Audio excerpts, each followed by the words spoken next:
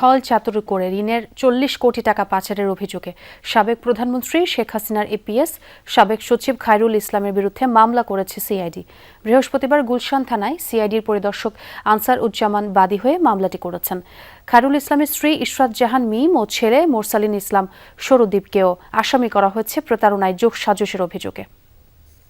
গ্লিটারের twin lemon ও antibacterial formula বাসনকে চকচকে জীবাণুমুক্ত করে আমাদের দেয় গ্লিটার গ্যারান্টি।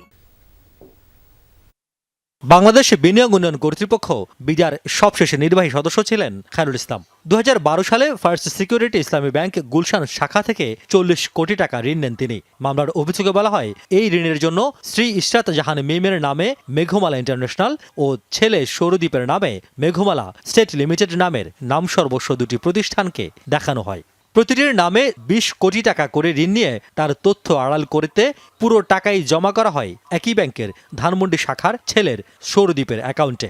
এতেই থেমে থাকেননি খায়রুল ইসলাম। ধানমন্ডি শাখা থেকে পুরো 40 কোটি টাকা আত্মসাতের উদ্দেশ্যে স্থানান্তর করা হয় ব্যাংকটির বনশ্রী শাখায় প্রস্তাবিত ইউনিয়ন ব্যাংক নামের একটি হিসাবে। ঋণের টাকা পরিশোধ না করে আত্মসাৎ ও পাচার করা অভিযোগে মুদ্রা পাচার আইনের বিভিন্ন ধারায় খায়রুল ইসলাম সহ 3 জনের বিরুদ্ধে মামলা করেছে সিআইডি। এ ব্যাপারে আনুষ্ঠানিক কোনো বক্তব্য না দিলেও কর্মকর্তারা জানান, প্রাথমিক তদন্তে অর্থ পাচারের সত্যতা পাওয়ায় মামলাটি দায়ের করা হয়েছে। তদন্ত এখনও চলমান বলে জানান কর্মকর্তারা। রিয়াজ রায়হান, যমুনা নিউজ, ঢাকা।